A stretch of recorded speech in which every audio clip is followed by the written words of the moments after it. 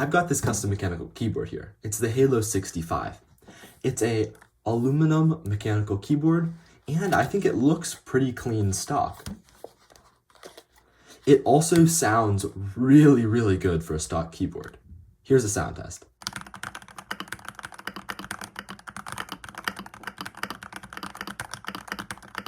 It also has some amazing RGB lighting. As you can see, it looks super clean. It's got this really cool side effect lighting, which shines onto your desk and looks awesome. Let me know how you think this keyboard sounds.